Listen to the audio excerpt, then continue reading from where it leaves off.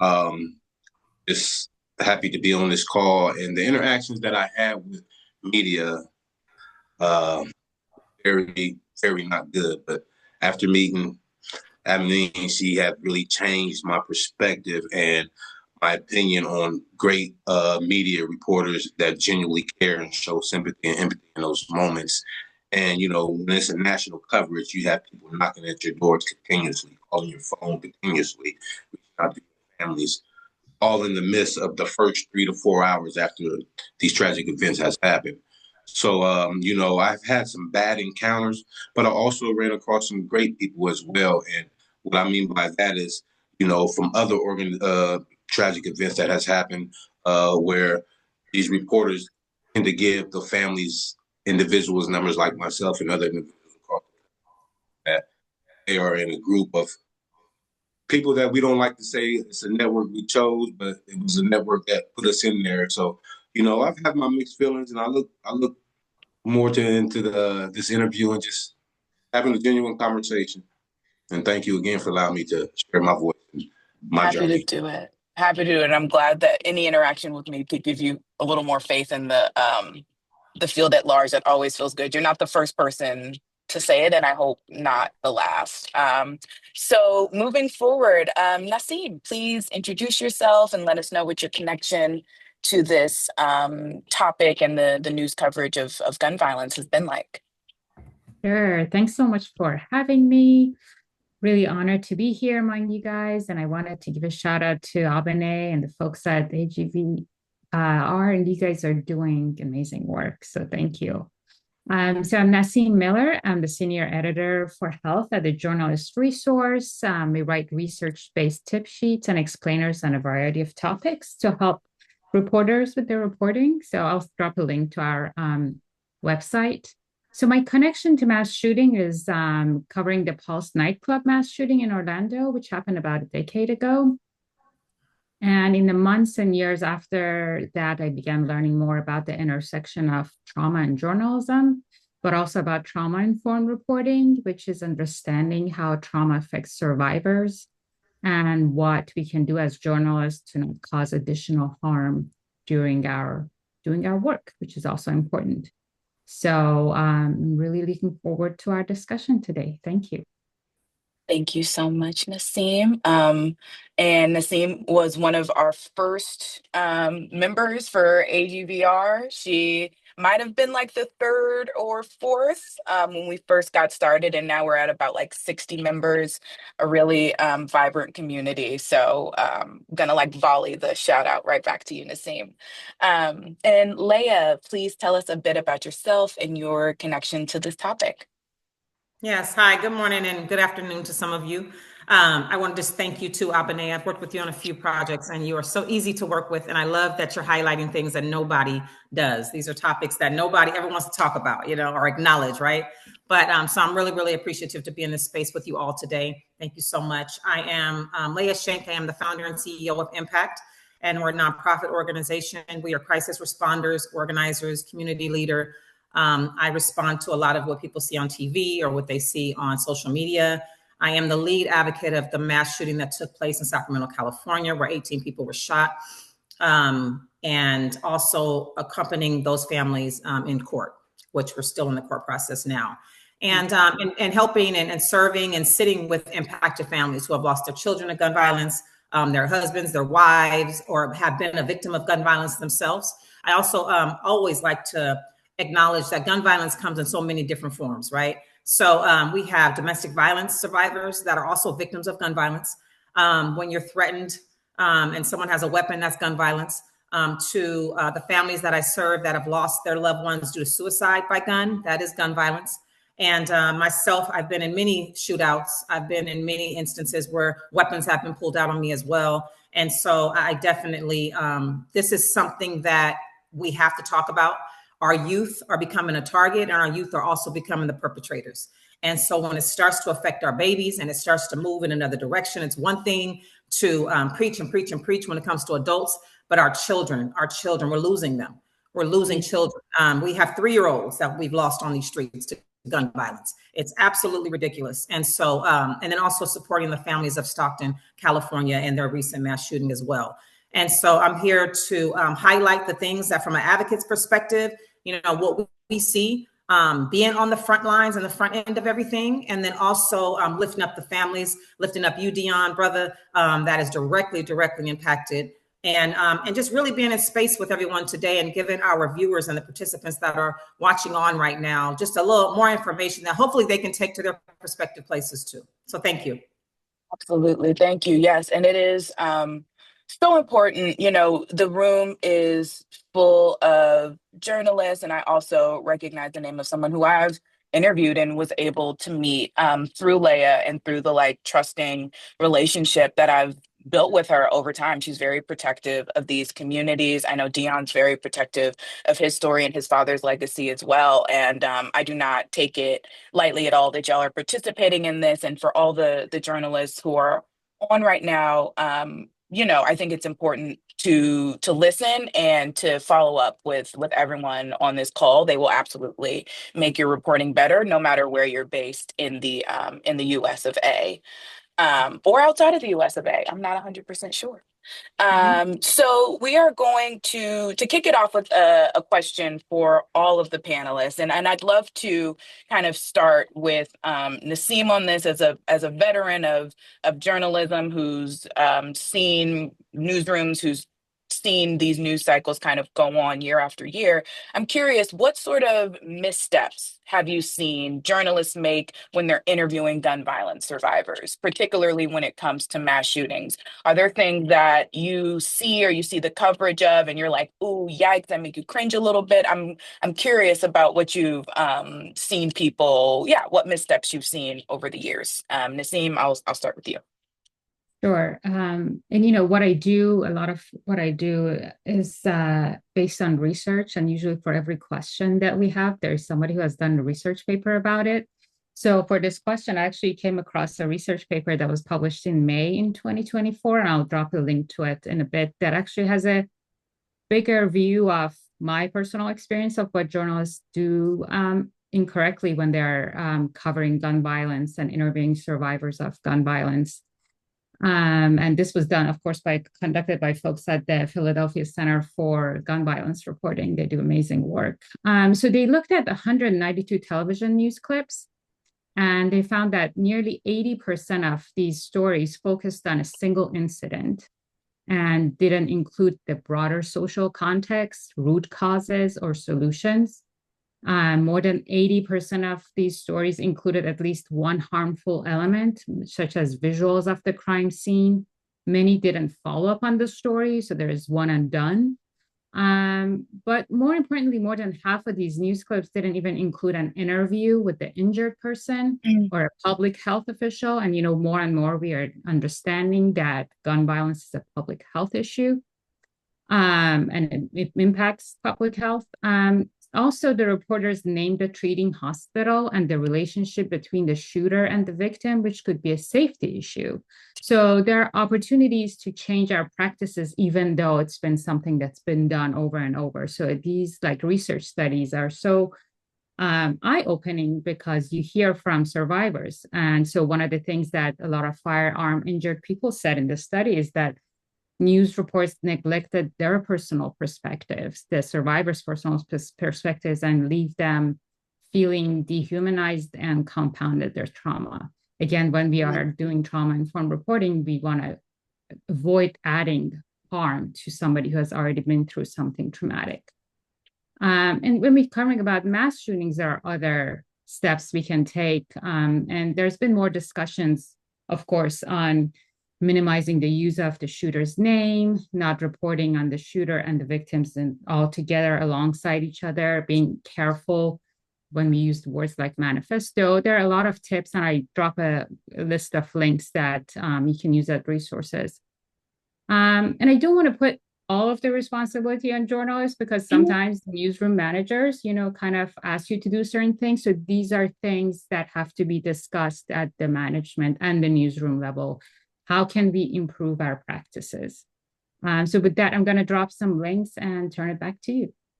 Thank you so much, Nassim. Yeah, and it is so important to know. I've met um, so many reporters doing this work who want to do, and thank you for the link, who want to do their best, right? Who leave conversations like this, who leave panels and are feeling really inspired to like put some of these best practices into play.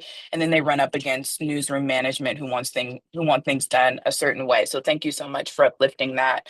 And then Leah, I'd like to go to you and your experience. I mean, I've seen you on the news several times. You know, I've interviewed you several times, and I'm curious from that perspective of someone who is being interviewed, someone who's connecting survivors with reporters. What sort of missteps do you see that, to Nassim's point, can, you know, inadvertently compound the trauma that people are already facing?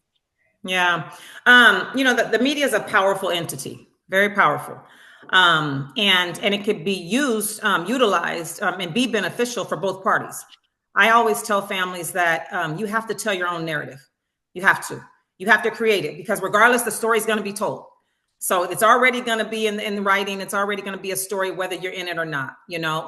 And so what I always want families to do is humanize their loved one, give life to your loved one, because most times what we see in media is portraying the worst possible image of that person, or somehow creating a narrative that that person is somehow responsible for their own death in some cases, in other ways, you know, injury. So that's one thing that's really huge that I want families to do. But I also know that news outlets can be very salacious as well.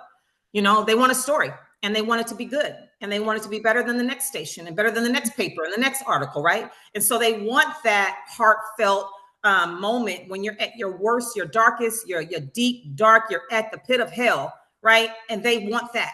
They want to capture that because that's newsworthy.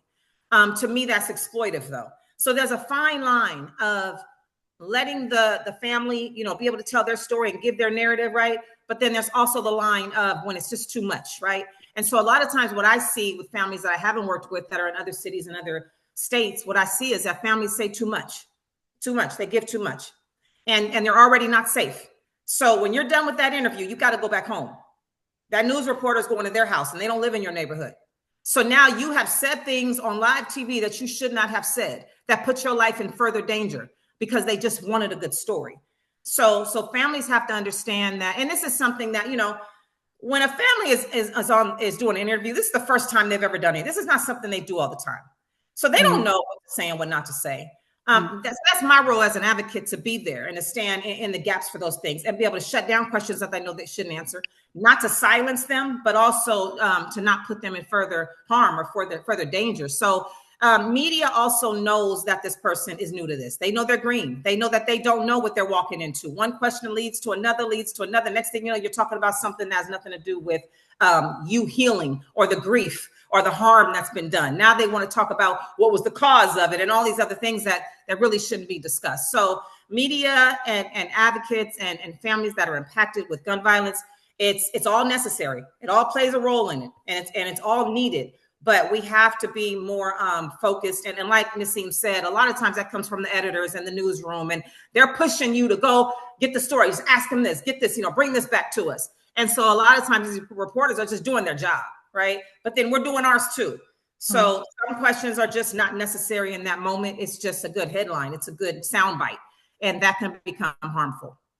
Yeah, I think that those are all really great points. I was covering the San Jose VTA mass shooting. It was a workplace shooting where someone came into the rail yard and shot several of his coworkers. And I went to the vigil for it. And I remember being so nervous. I was only a couple years into gun violence reporting, and I was trying to like, you know, do as much as I could to like take time with people and not lead with the phone in their face. Like, hey, can you answer this? Can you do this? Can you do that? And at the same time, I'm getting slacks from everywhere. They're like, ask this person this. I just saw this other person on ABC7. Can you do this? And yeah, it was a really horrible experience all around. So I really implore everyone to listen to, you know, what we hear Leah saying about like how the stress we feel can inadvertently stress out the people who we're trying to interview and whose perspectives we're trying to get. So thank you so much for that. And Dion, I'm curious for you,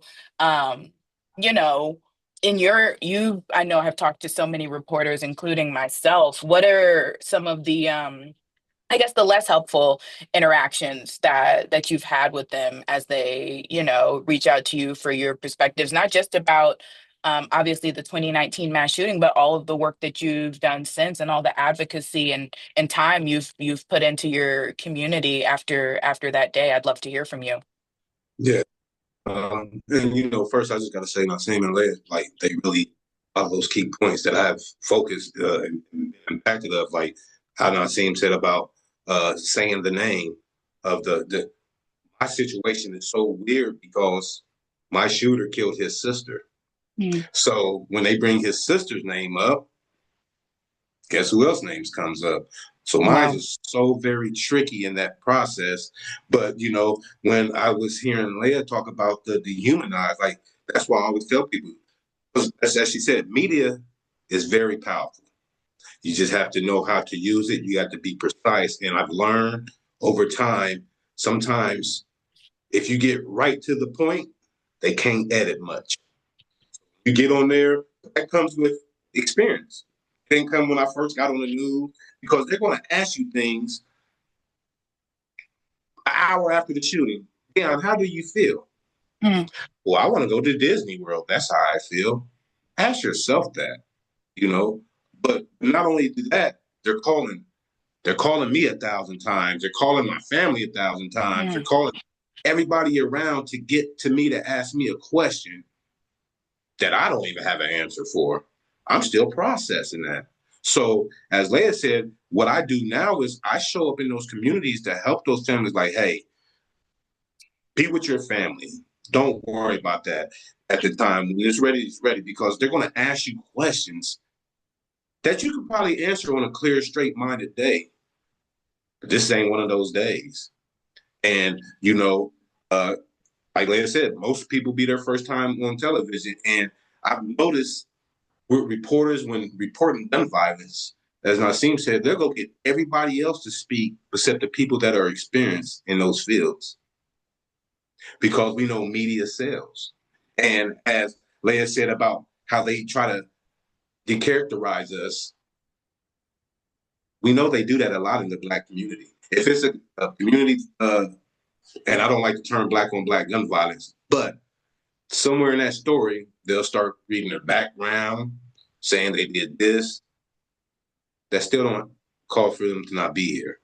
So if you're able to use your voice and share the story of your loved one or whatever, I encourage you to get up there. But also, when you're dealing with media, it's all right to ask for the questions ahead of time. And if you don't know the answer, don't answer it, because they will make you look and trip you up like you don't know what you talk about, or uneducated Black man or Black woman. They're looking for something to keep a story going, but also to decharacterize us. And I don't know all the answers, but I'm willing to keep learning and experiencing and being able to give those. Like in my situation, when our case closed, um, I'm thinking that it was one of the bills that I passed here in Ohio, but they were speaking about the analytic review that came back from the BAU on why he did all of that. Mm. Why can't you call the families first and let us know that? Because we can be sitting down enjoying our day. It ain't a normal day, but it's a peaceful day. And we flipping through the controller and we see our loved ones, and now we hear that. And it really bothered me that day. I called them, I called the FBI, and I said, that is why y'all have contact information. Those simple little things matters a lot. Matters a lot. And it can really trigger us, when we ain't expecting those things, or we out somewhere and this and that. So it's like, and I tell individuals, find you a journalist or a reporter that you feel comfortable with, that has empathy, because as Nasim said, some of them do, but it'd be their news manager pushing like, we don't care, take it to the extreme. At some point, it's like, how extreme do you want to go? This person, this individual, this family, this community is hurting. Like, be mindful. And it's just a simple thing, but I've been around good ones and I've been around some bad ones, and I always give them their first chance, and then I'll go back and watch it, And if they do what I don't like, I never answer the phone again.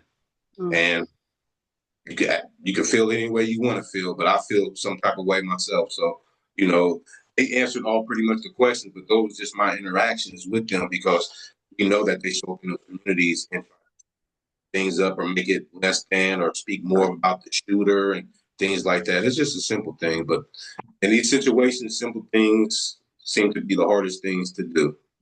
Totally, totally. Especially, I mean, and it can vary depending on the moment they interact with you, right? Are you trying to talk to people on the scene? Are you talking to them during court proceedings? Like there are so many different nuances and moments that follow an incident of gun violence that as reporters you need to adjust yourself to. So thank you all for those perspectives. And Naseem, I'd love to come back to you. We're talking about, and one thing that has come up through this is that we all acknowledge that like reporters are also doing a job, right? We get assignments. There have been times where I woke up one day and it could be a weekend and you find out, well, a bunch of people got shot and now you need to get up and you need to go. I usually have a way that I prepare for like really intense interviews where I know I'll be talking to victims and survivors, and I kind of have a way I go about it now. But sometimes you gotta, you have to get up and you go because you're assigned and that's your job. And I'm curious for you, like, how would you recommend that reporters navigate these sort of like newsroom pressures, right? And seeing a colleague or someone, or not a colleague, or seeing someone from like a competing paper or station get that tearful interview that is going to be clipped, put on social media, and is going to, and if it feels really crass to say now, but it's going to be like a viral moment for a news station, right? That they're going to probably play during the 4, the 5, the 6, the 7, the 10 and 11 news broadcast. So I'm curious for you, like how do you recommend reporters navigate these newsroom pressures for speed and hard to get interviews? How do they balance that with best practices that we know don't compound trauma? I'd love to hear from you on that.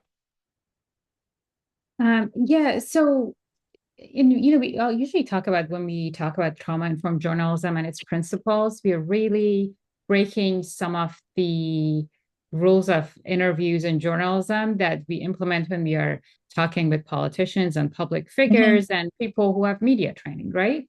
So we are talking about interviewing people who probably are having the worst day of their lives and probably have never interacted with the news media. And I think a lot of us also don't take into account that a lot of people don't know how journalism works, how media works. We assume they know, but I don't think they do know exactly how the whole thing is structured and how the stories goes.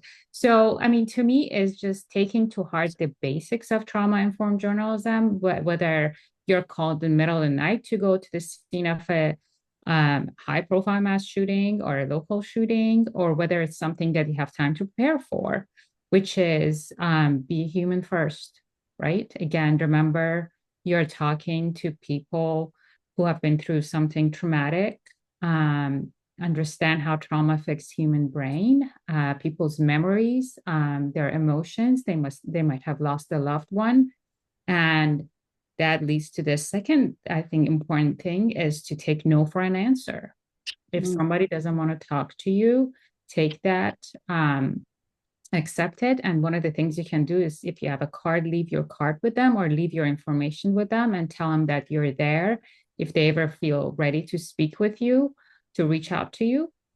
So again, take no for an answer. Explain everything. And that is called, of course, like in more technical terms, that's called informed consent.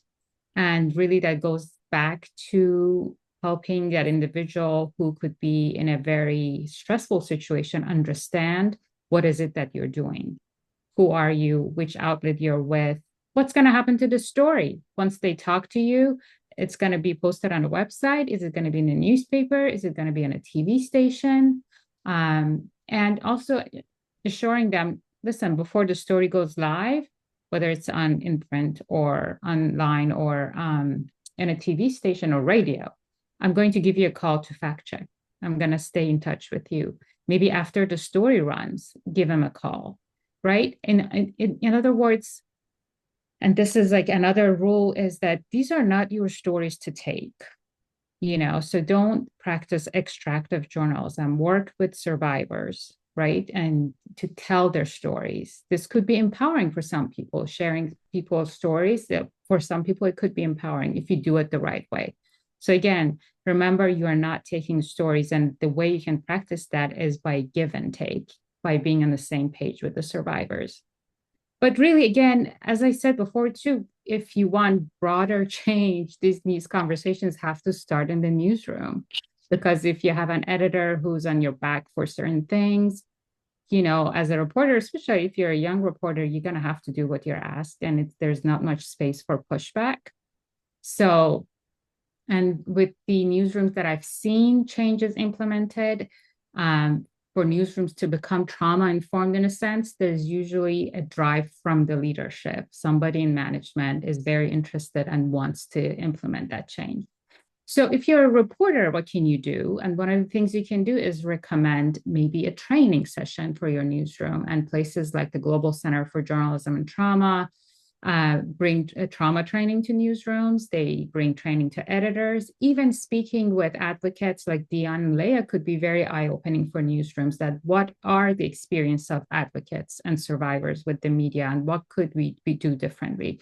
You could find advocates in your local area to speak with your newsroom. Again, bring a different perspective to help change how you cover trauma and talk to survivors. And I'm going to drop a few resources. One great resource, of course, is the Philadelphia Center for Gun Violence Reporting. And they have a great toolkit that, again, you can read and share with your newsroom to better understand how to cover gun violence and talk to survivors. Thank you. I really appreciate that. Yeah, I definitely, when I first started out, felt really anxious about one. I needed to keep my job. You know what I mean? I needed the healthcare. I wanted to do this work.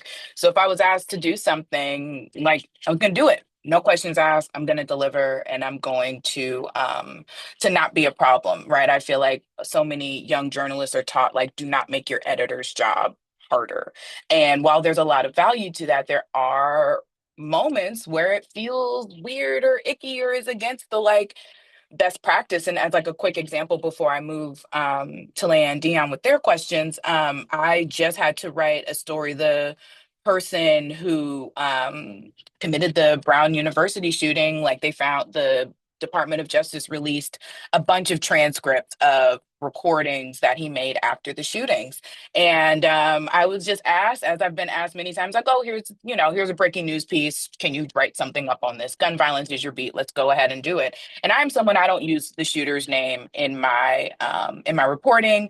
Thankfully, my editors respect it. They know I do it purposefully, and they trust my expertise at that point. But when I was writing up the piece, I was like, oh, I don't, like, how do I do this? You know what I mean? I was like, oh, I don't want to lead with emphasizing, like, he thinks that women are this and Jewish people are this. And I'm like, that is not something I want to elevate. So I reached out to my editor who was going, and I was like, hey, this feels weird. How do we do this in a way that is informational and factual without elevating this person's beliefs? And we kind of settled on, like, okay, we can talk about the fact that he'd been planning this before, right? We don't need to quote him directly and things of that nature, and finding a way around it. But I was grateful that I had an editor who I knew trusted me and who I trusted and understood where I was coming from. And for folks who don't have that, feel free to reach out to myself. Honestly, like, I always try to make myself available. I'm going to put my email as well as the emails of our wonderful panelists in the chat, and reach out, like, take advantage of the knowledge we have. I certainly do. I be reaching out to Leah. I be reaching out to Dion. Nasim is someone who, when this came up, I was like, we need, you know what I'm saying? We need her on this. So please do take advantage as well. And with that, I'd love to move over to Dion. You know, you've been very public about your experiences, very outspoken about the not only did you lose your father, you experienced a mass shooting, right? Like it was something that that happened to you, that happened to your community, and you've also been really outspoken about all the other forms of gun violence that happen around you. And I'm curious, like, why do you think it's valuable for survivors to speak to the press, even with all of the sort of challenges that it can bring up with the kind of like missteps that journalists make? You're still out there. So what do you think the value of voices like yours is in this sort of like news landscape? Great question. And the reason why someday I don't be wanting to do this, but I have to. God placed this on me. And the reason why, because when I was going through this, I felt alone. Mm. And when you're going through something alone, it's very hard. The isolation, the depression. So being able to get in front of the camera to spread the message to somebody else that's going through, whether it's something similar or it's just something that's just got them down and out, and for them to see an individual like myself that all odds are probably betted against me, for me to be somewhere in jail and drugs and whatever the case may be, for them to see me stand up and show up and still represent love and hope, even through the midst of everything I've been through, is doable. And, you know, especially in communities like mine that are colored, I didn't know what was next. I don't know what the next steps are. So I have to show up and let them know, yes, I've been impacted like you, but also I know what the next steps are to be able to help them navigate through their journey. And that's what it is. It's helping someone through the darkest moments. I had a person help me. I have to pay it forward and help others and continue to keep showing up and giving people, let them know there is light at the end of the tunnel. And it might not seem that we'll never get to it, but it is possible. And I just want to continue to show up and just be that shoulder that they can lean on, the ear that they can cry to. Because guess what? I'm crying just as much as back because I'm healing as well. And, you know, what Nasim said is like, when the media asks questions, we don't want to answer. It ain't we don't want to answer. We don't know how to answer. When we experience these things, you got to understand the brain. If you pay attention to my first interview with CNN to now, you will hear so much of what that night looked like, because my brain slowly started to unravel because it knew I was ready to process it. A coping mechanism for our brain will lock things out, because if it feeds us all of that, it's over. So if you'd have asked me the first night, do you remember this? And you can watch it. Like, no, I don't. But as time goes by, I'm like, I remember that part. I remember that part.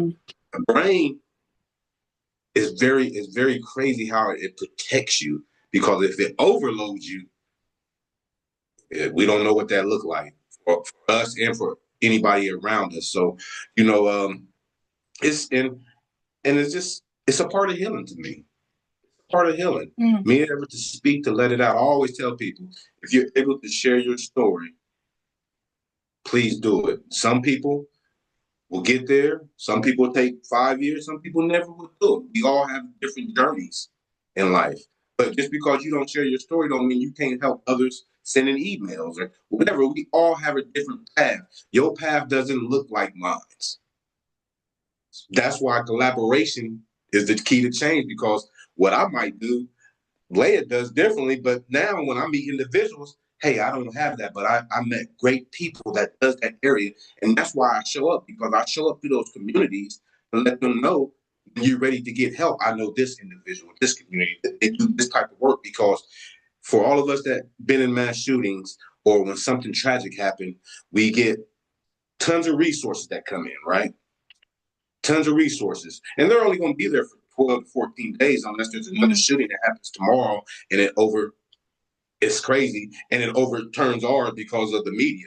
So they want me to keep coming into this center and give you everything that I've been through in the last 24 hours, and expect for myself to be 100% healed in 10 days. So when I go to these communities, I don't go there sharing resources. I go there to let them see you're not alone. There's other people that have been through what you've been through, and we have made it to the light. But also, just because I make it to the light don't mean that I don't fall back into the dark. That's why I have a social support group, what's the name? But just letting them know, because people tend to go to those centers and think that they're healed after something so tragic and go out in the community and then they break down. And I love the work that Nova does across the country and how these things come, but when these things happen, they run our trauma. I call it a trauma car wash. They want us to process all that pain for however many days they're there, and them individuals think that they're good. Hey, you're cleaned on the outside of the car, but the inside is not. And so I challenge those communities when I'm there with elected officials and communities. Hey, these resources not only be available when they're here, because my trauma might not resonate until 6 years down the road. Will those resources be there? Everybody's path is different. And there should be no timeline on healing and the resources when you know that those individuals or that community needs it. And I challenge every community that I go to make sure that they have those things in line, whether it's today or 2029. Don't tell nobody how to grieve. Totally. And I'll leave it there.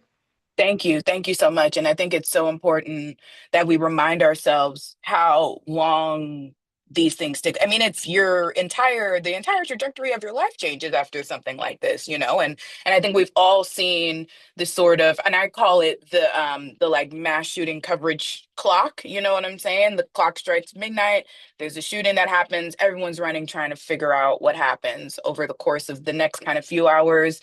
And those clock hands move, we start to find out who the victims are, who the perpetrators are, what did the person kill themselves after? Were they arrested? Is there a manhunt? All these sorts of things.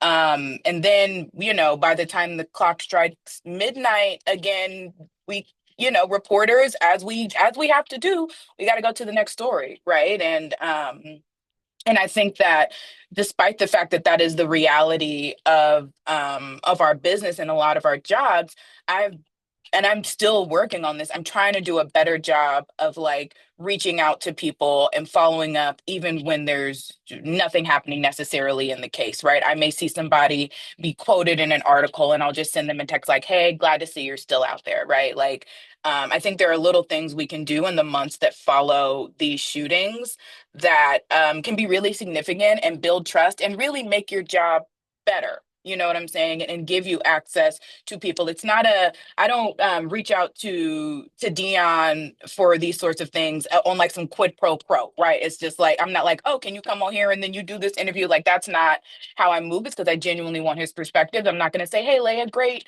hit on KCRA because I want something from her. It's a genuine relationship that does make your journalism better.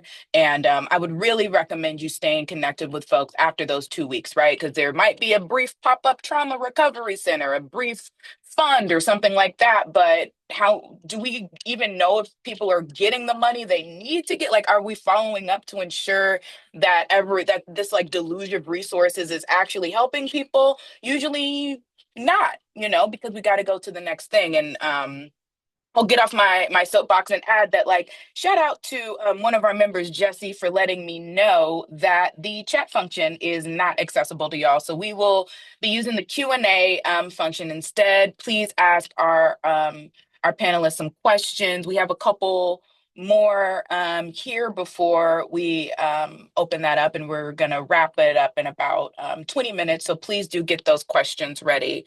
And Leah, I want to come to you, and I intentionally called this panel survivors of mass shootings and high profile gun violence, right? Because we know that there are times where an individual is shot and it's high profile, right? And every news station is on it. And it's not necessarily because it's a mass shooting, but it's for whatever circumstance, who the person was, where it happened, who did it. All of these factors sort of contribute to the level of news coverage something gets. And I know that you have been a part of advocating for those families and managing coverage around those for years now. So I'm curious, you work with people whose shooting deaths are high profile, as well as other ones that are kind of relegated to just like local crime news. This happened in South Sacramento, who's surprised type of tone to it. So I'm curious, like, what impact do you see news coverage have on the families that you work with, and how does that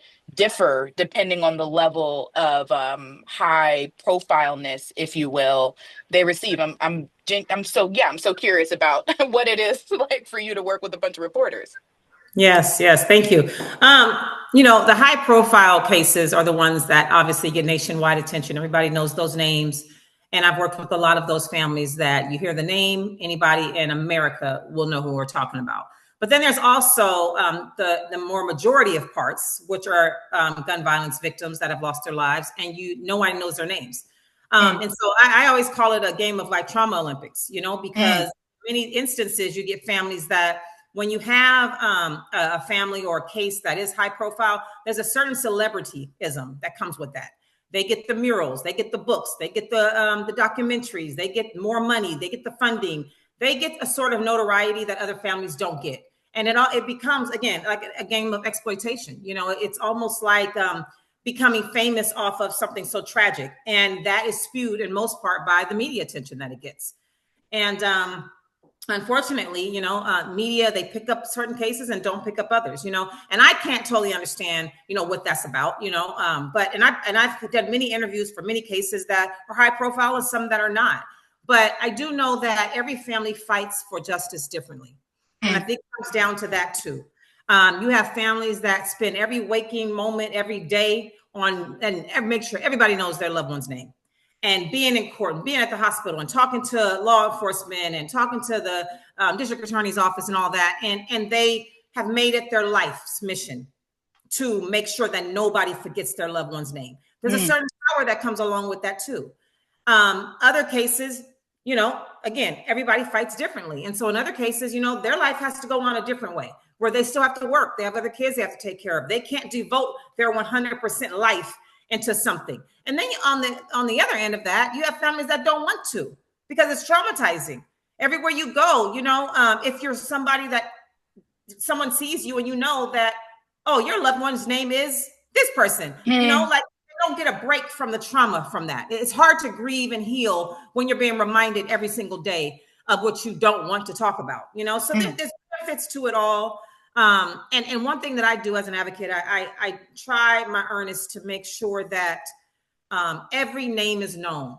So if I'm speaking at a protest, if I'm speaking on a panel, if I'm speaking at different events, I make sure that I say names that people may not have heard about because they matter too. And, so it's not a matter of this person means more to the public than this person just because everybody knows that name. That's not the case. Not the case at all. And then you have a lot of high profile families that wish nobody knew them. They wish that was not the case. And so, it really is a delicate balance. It is. And it really comes down to all about, social media is a great tool too, though, and as the more that you put on social media, the more attention it gets. So it just depends on the family style and how they want to do it and how they want to get that person's name out. So it sounds like, and just to follow up on that, it sounds like you have seen it affect people differently, right? It's not a one size fits all situation. It sounds like for some people, talking to the press, being really involved is a part of their healing, right? This sort of like pain to purpose to advocacy pipeline, when for others, it could just maybe keep them farther from healing. Is that kind of what you're getting at, that it varies family to family? It does vary, and it does hinder the healing. It does. When you can't go anywhere without somebody knowing who you are, when your whole life just becomes about that person and that loss, it's so hard to, because your life before that happened is never the same again. You never get that back. Now you've moved into, a lot of families move into advocacy where they're advocating, or they move into ledge stuff and policies and procedures where now they're trying to rewrite laws and change policies and the procedures and whatnot. So it really thrusts them into a life that they didn't choose. This is not a club that anybody wants to be a part of, right? None of these people have chosen this. But when life brings this on, unfortunately, right, it does happen to some people.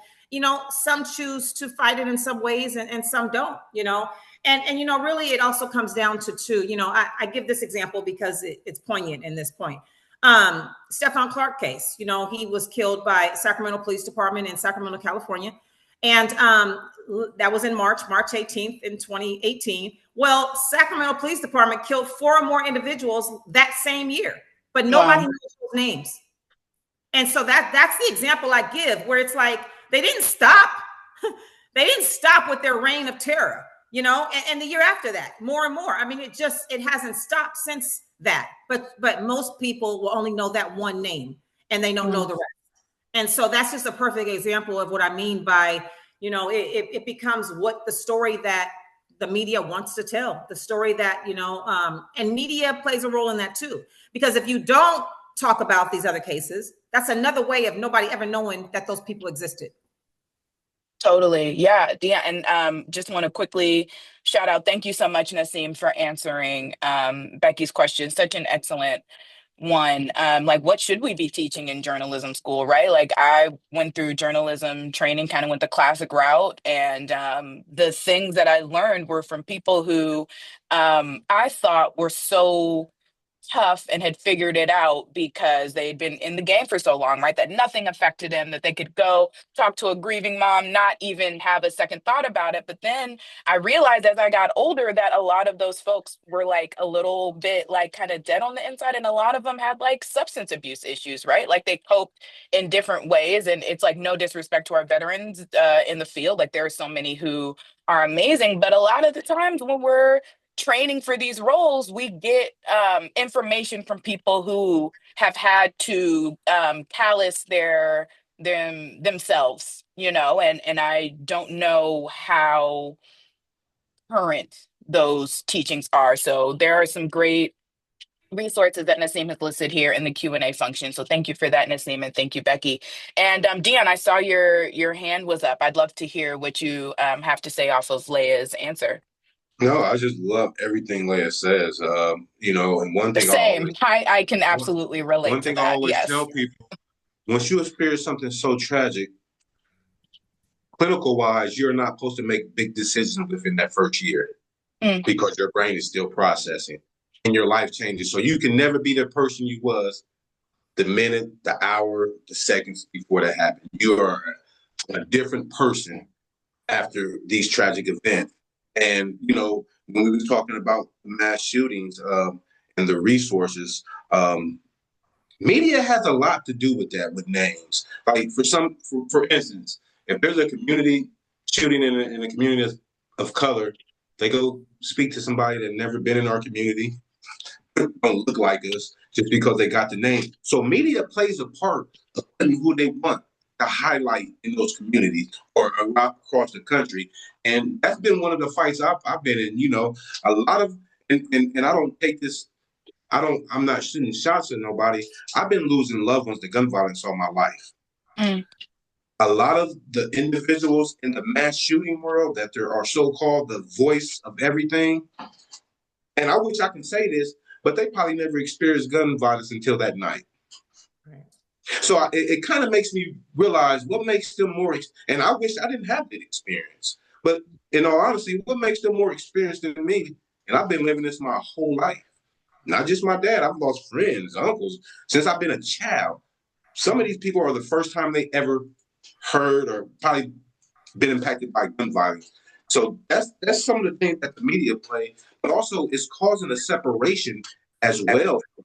Advocates, they're dealing with mass shootings and community violence. Like Leia said, mass shooting, they get all the resources, all the X, Y, and Z's.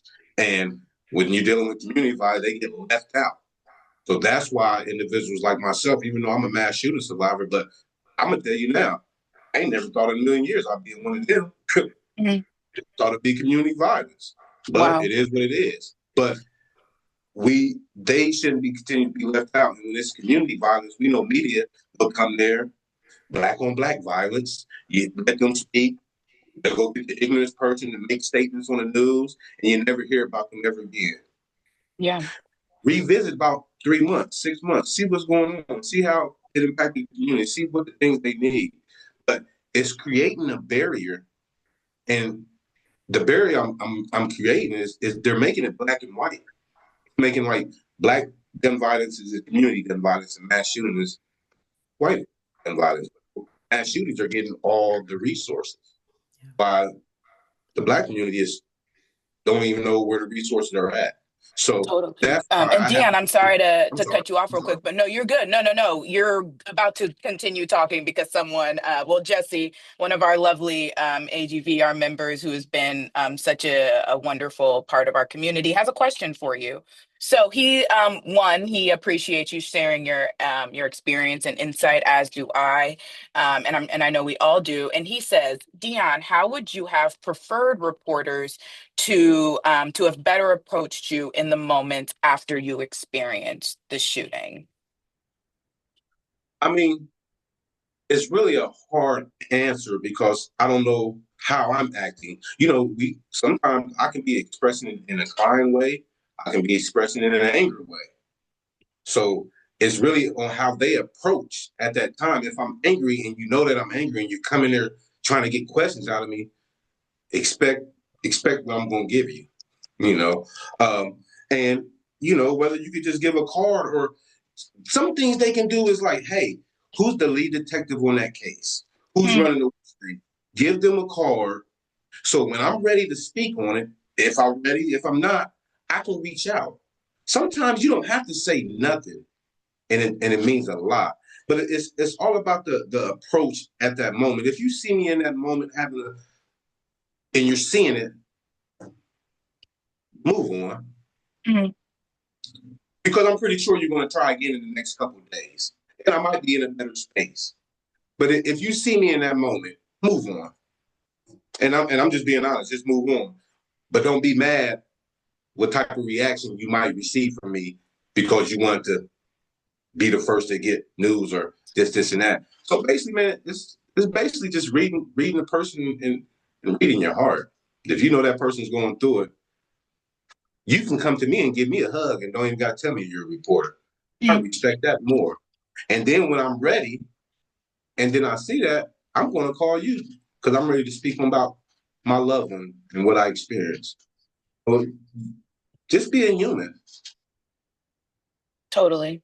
Totally. Thank you. And I no, I mean that makes sense. I've had conversations with people and we chat a bit before. I've had conversations that I don't even record sometimes because it's clear another I'm constantly full of examples, but I did a story in Sacramento that Leah was helping me with, and we went to a vigil, and I just struck up a conversation with someone. I saw this woman's sign with her son who had been killed, and I just asked her like, hey, what, will you tell me a bit about your loved one?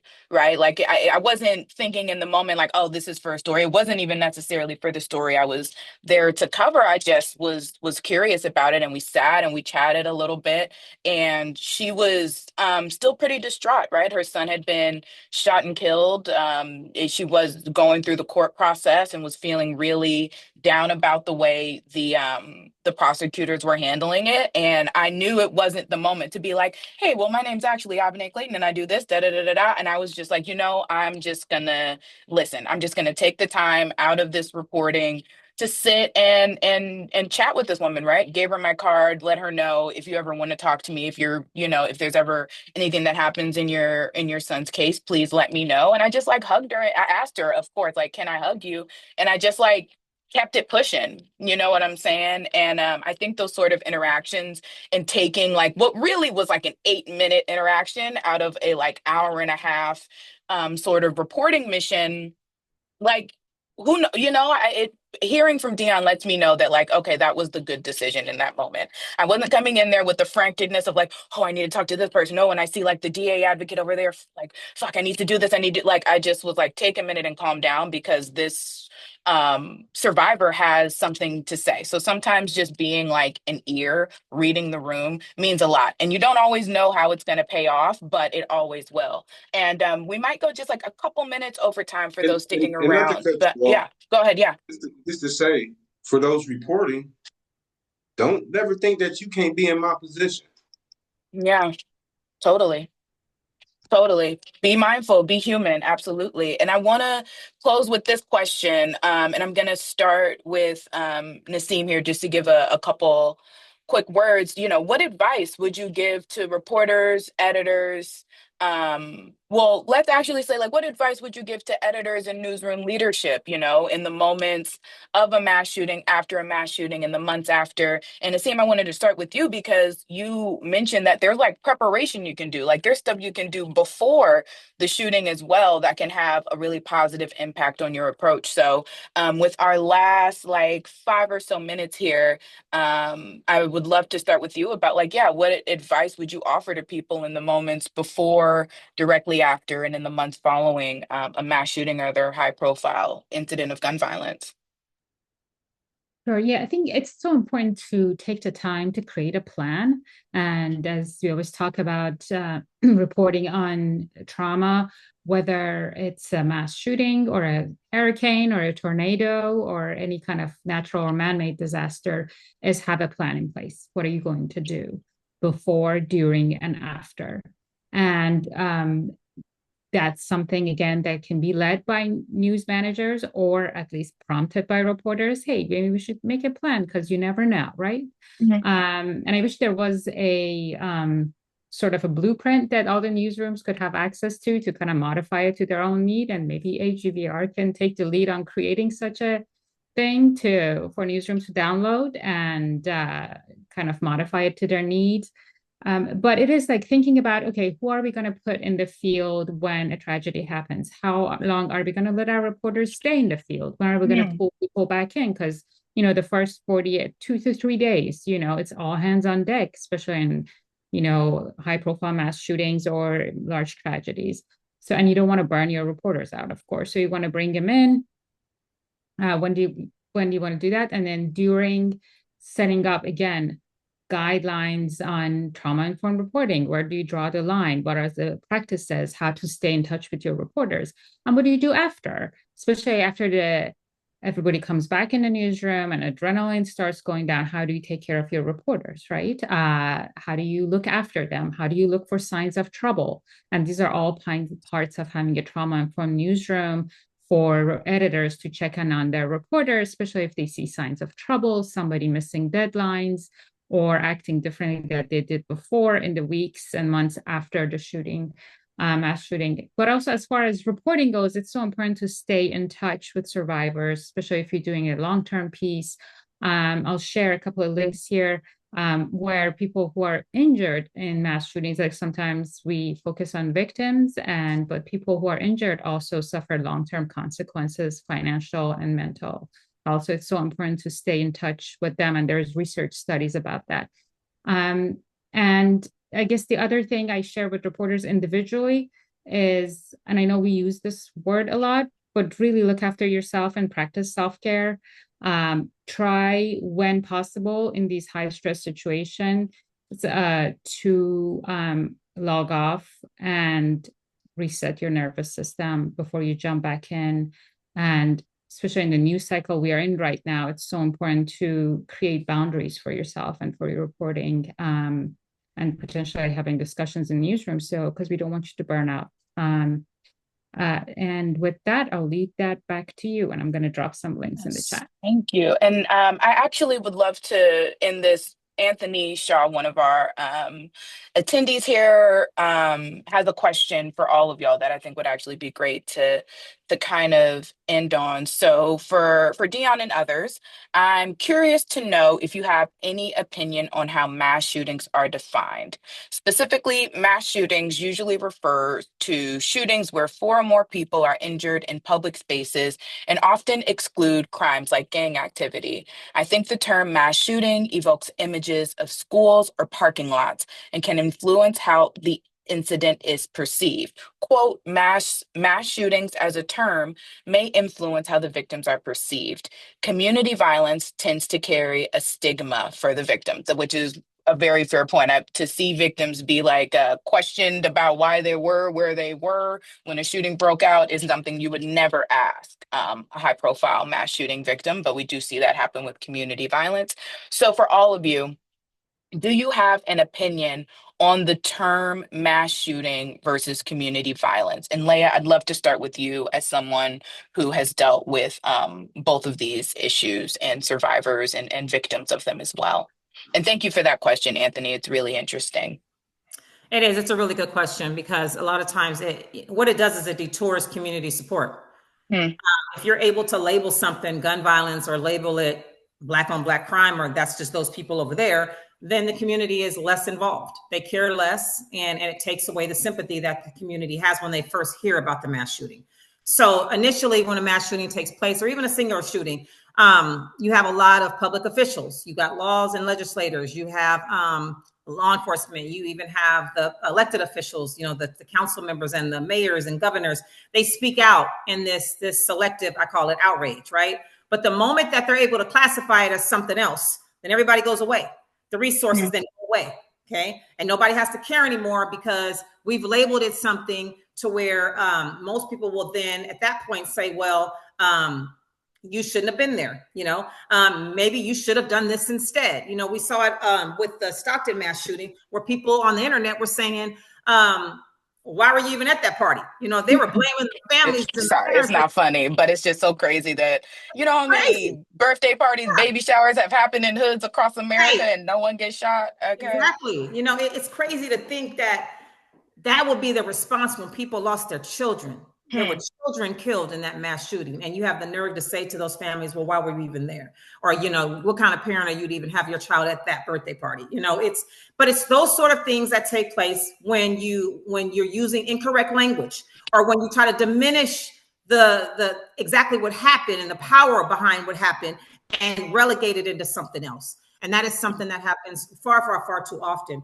And it's harmful because it's the reason why a lot of our families don't get the resources that they need. I know with the mass shooting in Sacramento, they were promised all kinds of things. The very next day, you had the city officials come into a huge press conference just a block over where the shooting took place. And they vowed to help the families, support the families, give them financial resources and therapeutic resources and relocation and all these things. And the moment that it was called and labeled gang related or gang violence, or that there were some gang members there, all of them went away. And those families got nothing to this day. We're almost 4 years later, and those families have still received nothing, and it's just, these individuals that lose their lives, they leave behind children. They leave behind husbands, they leave behind wives, and it's just not fair. It's not fair that you have fatherless children that are walking around and don't have the resources that they should be given. And it's because of the barriers that are put in place, and it's because of languaging. And that's why, I like Dion, I don't like the Black on Black, because you never hear that with any other race, ever. You never hear Asian on Asian, white on white, Indian on Indian. You never, ever hear that. You only hear that as it pertains to us. And there's a reason for that. So I also don't think it's fair either when the different scopes of how we define something or how we use the languaging also has everything to do with systemic oppression and the systemic factors that contribute to what we're seeing. This is state-sanctioned violence is what we're seeing. You can call it whatever you want to call it, label it whatever you want to label it.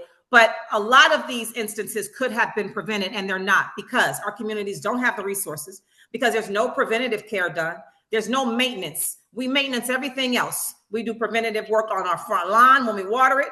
We do preventative measures when we go get a filling or teeth clean. That's preventative measures, right? We go to the hospital. We do all these preventative things. But when it comes to life and the preservation of life, there's no prevention there. And then you wonder why things happen. So it's not something we blame on families. It's not something we blame on the victims. We have to blame down on every single person that has the ability to have made a change, had the ability to have preempted what happened or been able to change the outcome of what happened. And in many cases, if we look back on any of these instances, there were things that could have been done to prevent that. And it wasn't. And so now we're dealing with the aftermath of not prioritizing the most marginalized communities at the times when they need it and allocating resources into those communities. That way we can minimize what we're seeing as far as gun violence goes within our communities. Thank you so much. Thank you. Really, really powerful and insightful, and I think really speaks to the need to follow up. Because how many funds have been promised? How many resource centers have been promised? How many school counselors have been promised in the wake of a mass shooting that we don't know if it actually happened, right? And as reporters, when do we ever just take the word of officials, right? You're supposed to be skeptical and hold them to account. And with mass shootings, it's absolutely no different. Dion, I'd love to get your thoughts I, as well on the I mean, sort of differences in language. first of all, for all those that was listening, if y'all didn't do a mic drop for Leia, what she just said, oh my gosh, this was so impactful. Like, I'm trying to figure out what to say, but I mean, call it call it how we see it. There's no sugarcoating that. Language is everything. No mass shootings get the resources, right? Community violence don't. But when they say black on black violence, how many people get on their phone and look to see, oh, how many killed? It's clickbait. So it runs numbers up for media. But also, another thing that I've learned in this fight that trips me out, and it balances with guns and the opioid crisis. Now that the mass shooter are hitting communities that don't look like us, now we want to do something about guns, guns, guns, guns. Man, we've been experiencing that.